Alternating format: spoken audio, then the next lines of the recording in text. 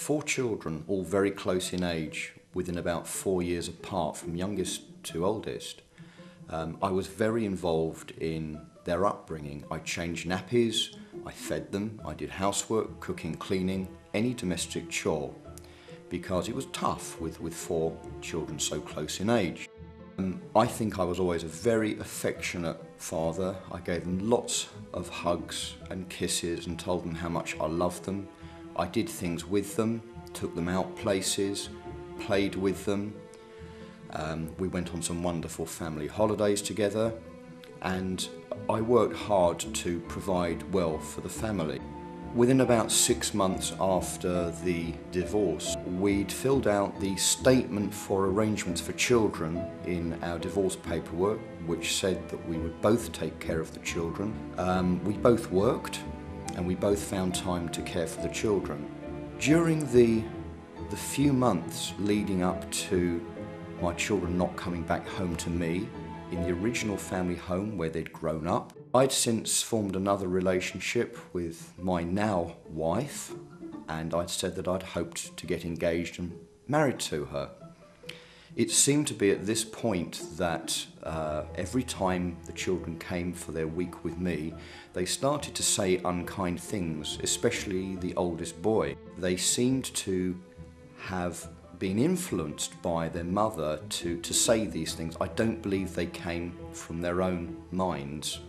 The consequences were that I was then advised by a solicitor's letter from their mother one day that I was not to see the children again. I was to make no contact. They would not be returned at the end of the week for their usual week stay with me, and if I went anywhere near them or their home, that my ex-wife would seek power of arrest. I took the letter to my own appointed solicitor, and he said, "Don't make contact, don't get involved, you'll get into trouble." So I didn't. I took his advice.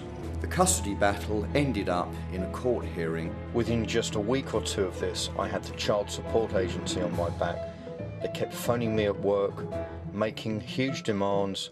They were very high-handed with me. I've hardly seen any of the children because I've been accused of things that I haven't done, of being violent, of being abusive, things that have no substance to them. I've been very wary about making any physical contact with the children. I have written to them and tried to explain how much I love them. I've sent them cards, presents, Christmas, birthdays, special occasions, Easter, always. I never forget them.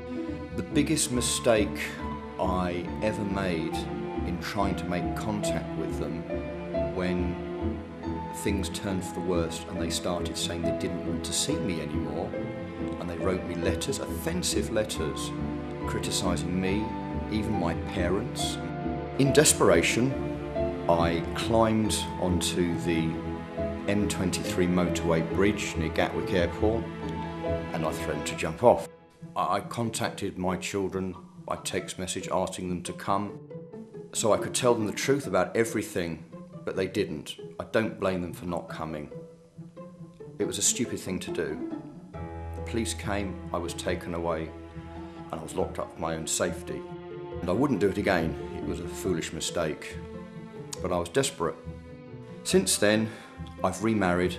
I have 1 more child and another baby due, and a delightful stepson. I think my ex-wife has said many unnecessary things to our children just to discredit me, and I think the predominant motive is jealousy, because I've moved on with my life with a new family now, and I think she knows I was a good dad. I love all of my 4 children so dearly, it really cuts like a knife. But I've come to terms with it by moving on with life, starting a new family, lying to a child, telling a child things that they shouldn't know. Whether they're true or not is not the point, but things that hurt the child and turn it against one of its parents, to my mind, that's emotional abuse. And it needs to be recognised by the child welfare system and acted upon accordingly. Whatever they do, whatever they say, and however hateful it is, you'll never stop me from loving you kids, because I'm your dad.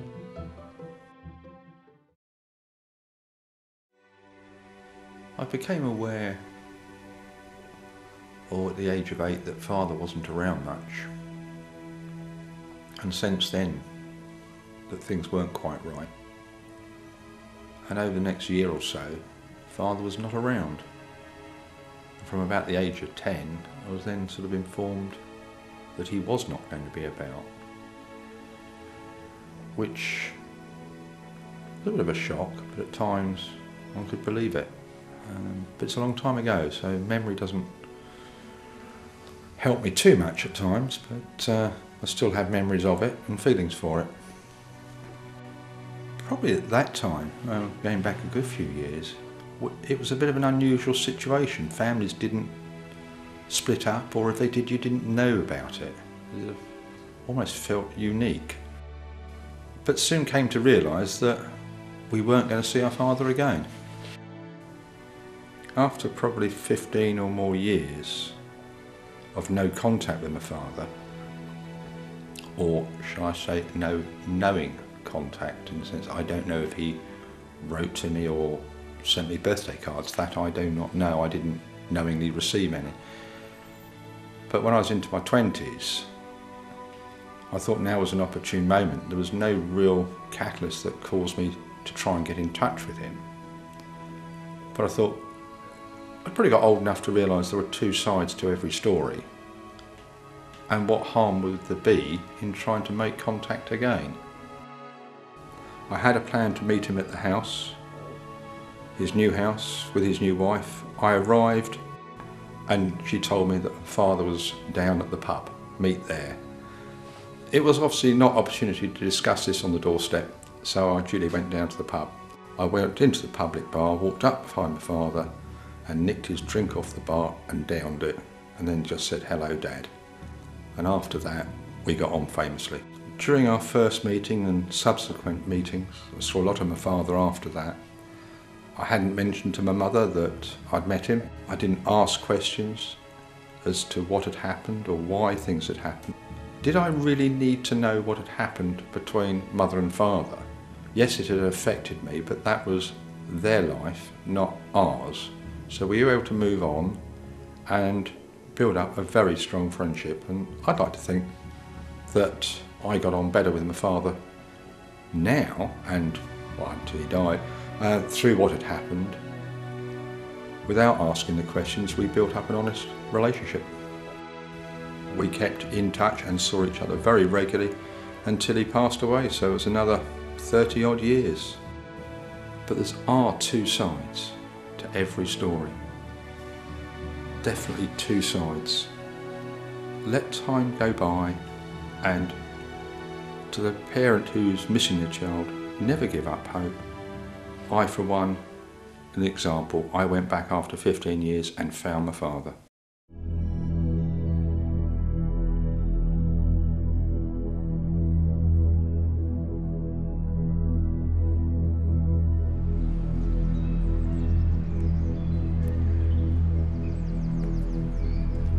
Perhaps the law should have a simple default position whereby both parents automatically get shared parenting of a child after a family split.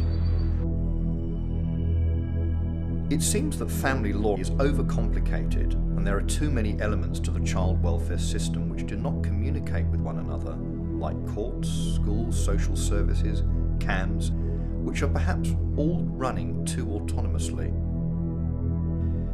Maybe many judges are out of touch with modern society and blinkered by devious solicitors and custodial parents pulling the wool over their eyes with lies and false allegations just to discredit the alienated parent. There seems to be no request for evidence when allegations of abuse are made, and very limited interrogation of children by CAFCAS officers to ascertain if the children are telling the truth or just saying what their custodial parent has told them to say. Also, there seems to be no redress available for alienated parents against lying custodial parents, as well as their solicitors. In recent years, too much legal aid has been granted to aggressive mothers to win outright custody of their children. The legal aid is soon to be curbed by the new coalition government due to the economic recession.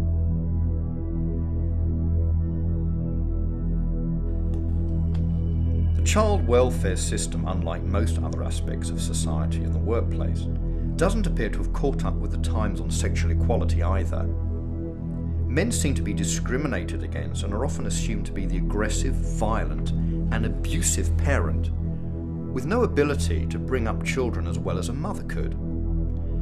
This is clearly discriminatory behaviour by those officials of the child welfare system who should be accountable for what they do just as they would be in any other job. There even seem to be cases of acute corruption in the child welfare system, it's been reported. This often relates to CAFCAS officials and even judges working the system in collusion with alienator parents. Encouraging a child to lie and making him or her believe bad things about the other parent, and to deny a child the right to have a relationship with its other parent through manipulation, seems to constitute an act of emotional child abuse, according to the new Emotional Abuse Law of 2006.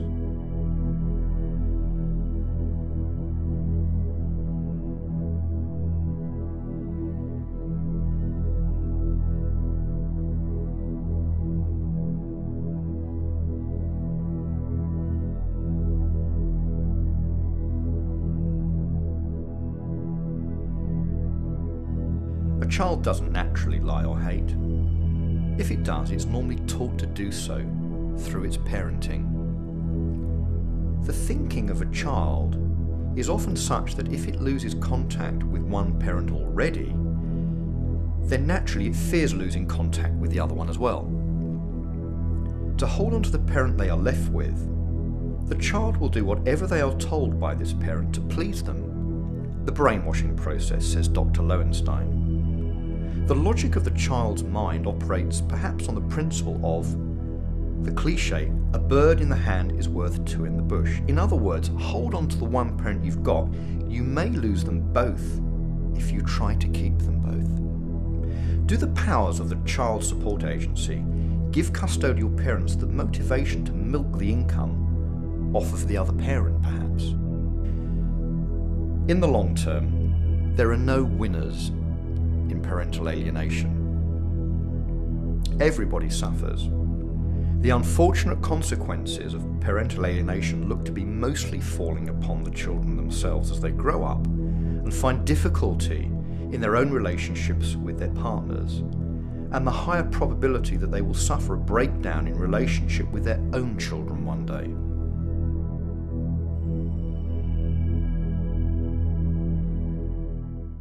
The most wonderful thing in my life has been being a father, but it's also been the most painful thing.